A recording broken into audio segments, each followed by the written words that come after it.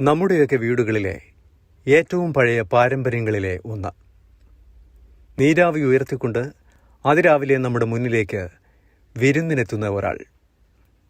ഊതി ഊതി മെല്ലെ അകത്താക്കുമ്പോൾ നമ്മളിൽ ഉന്മേഷം നിറയ്ക്കുന്ന ഒരാൾ. മനസ്സിലായി കാണുമല്ലോ, നമ്മുടെ ചായയെക്കുറിച്ചാണ്.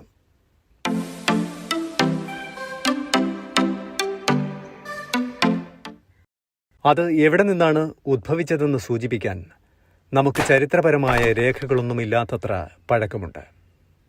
പറഞ്ഞു കേട്ടിടത്തോളം ചായയുടെ കഥ തുടങ്ങുന്നത് ചൈനയിലാണ്. BC 2737 ചൈനീസ് ചക്രവർത്തി ഷെൻ നോങ് ഒരു മരത്തിനടിയിലിരിക്കുകയായിരുന്നു. അദ്ദേഹത്തിൻ്റെ സേവകൻ കുടിവെള്ളം തിളപ്പിച്ച് കുടിക്കുമ്പോൾ മരത്തിൽ നിന്ന് കുറച്ച് ഇലകൾ വെള്ളത്തിലേക്ക് വീണു. പ്രശസ്ത ഔഷധ വിദഗ്ധനായ ഷെൻ നോങ് തൻ്റെ സേവകൻ ആകസ്മികമായി ഉണ്ടാക്കിയ കഷായം പരീക്ഷിക്കാൻ തീരുമാനിച്ചു. കാമേലിയ സിനൻസിസ് ആയിരുന്നു ആ മരം. അന്ന് അദ്ദേഹം പരീക്ഷണ വിധേയമാക്കിയ ആ പാനീയത്തെയാണ് നമ്മളിപ്പോൾ ചായ എന്ന് വിളിക്കുന്നത്. ചായ ചായ.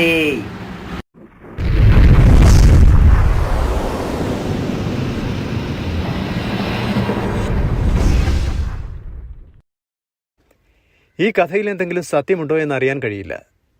എന്നാൽ ചായ കുടിയെക്കുറിച്ച് പടിഞ്ഞാറൻ രാജ്യങ്ങളിൽ പോലും കേൾക്കപ്പെടുന്നതിന് നൂറ്റാണ്ടുകൾക്ക് മുൻപ് ചൈനയിൽ അതുണ്ടായിരുന്നു. BC 2006 AD 2020 ഇടയിൽ നിലനിന്നിരുന്ന ഹാൻ രാജവംശത്തിന്റെ ശവകുടീരങ്ങളിൽ ചായയ്ക്കുള്ള പാത്രങ്ങൾ കണ്ടെത്തിയിട്ടുണ്ട്. ടാങ് രാജവംശത്തിന്റെ കീഴിൽ AD 618 906 ചായ ചൈനയുടെ ദേശീയ പാനീയമായി ഉറയ്ക്കുകയും ചെയ്തു. താമസിയാതെ ചായ ചക്രവർത്തിമാരുടെ പ്രിയപ്പെട്ട പാനീയമായി മാറി. 8ാം നൂറ്റാണ്ടിന്റെ അവസാനത്തിൽ ലുയു എന്ന എഴുത്തുകാരൻ ചായയെക്കുറിച്ചുള്ള ആദ്യത്തെ പുസ്തകം ചാച്ചിങ് അല്ലെങ്കിൽ ടീ ക്ലാസിക്കുകൾ എഴുതി. ഇതിന് തൊട്ടു പിന്നാലെയാണ് ചായ ജപ്പാനിൽ ആദ്യമായി അവതരിപ്പിക്കപ്പെട്ടത്.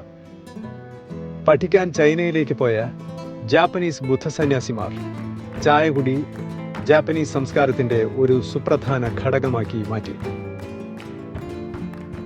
മിങ് രാജവംശത്തിന്റെ കാലത്ത് പോർസലൈൻ, പട്ട് എന്നിവയ്ക്കൊപ്പം തേയില മൂന്നാമത്തെ കയറ്റുമതി ചരക്കായി. താമസിയാതെ ഡച്ച് വ്യാപാരികൾ യൂറോപ്പിലേക്ക് ചായ കൊണ്ടുവന്നു. അക്കാലത്ത് ഗ്രേറ്റ് ബ്രിട്ടൻ പുതിയ ലോകശക്തിയായി മാറുകയായിരുന്നു.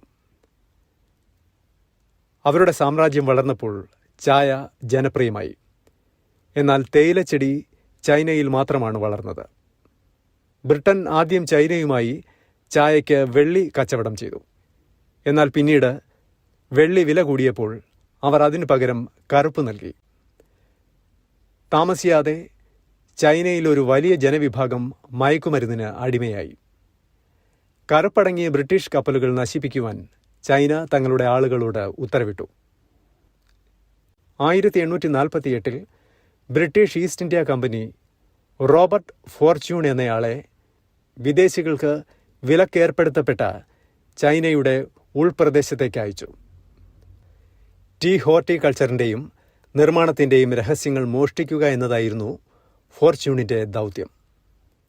അങ്ങനെ ആ സ്കോട്ട്ലൻഡുകാരൻ വളരെ വിദഗ്ധമായി കോർപ്പറേറ്റ് ചാരവൃത്തിയുടെ പ്രതിനിധിയായി വൂസി ഷാൻ കുന്നുകളിലേക്ക് പോയി. ഒടുവിൽ അദ്ദേഹം ചൈനയിൽ നിന്നും ഇന്ത്യയിലെ ഡാർജിലിംഗിലേക്ക് തേയിലമരങ്ങൾ കടത്തി. 1824 ബർമയ്ക്കും ഇന്ത്യൻ സംസ്ഥാനമായ അസാമിനുമിടയിലെ അതിർത്തിയിലുള്ള കുന്നുകളിൽ തേയിലച്ചെടികൾ കണ്ടെത്തി. ബ്രിട്ടീഷുകാർ 1836 ഇന്ത്യയിലേക്കും 1867 സിലോണിലേക്കും ചായ സംസ്കാരം കൊണ്ടുവന്നു. ആദ്യം ചൈനയിൽ നിന്നുള്ള വിത്തുകൾ ഉപയോഗിച്ചു. എന്നാൽ പിന്നീട് അസാം ചെടിയിൽ നിന്നുള്ള വിത്തുകൾ ഉപയോഗിക്കുവാൻ തുടങ്ങി. ഇന്ന് വെള്ളം കഴിഞ്ഞാൽ ഏറ്റവും കൂടുതൽ ഉപയോഗിക്കുന്ന പാനീയമാണ് ചായ. അടുത്ത തവണ നിങ്ങൾ ചായ കുടിക്കുമ്പോൾ ചരിത്രപരമായ ഒരു പാരമ്പര്യത്തിലാണ് നിങ്ങൾ പങ്കാളികളാകുന്നത് എന്ന് ഓർക്കുക.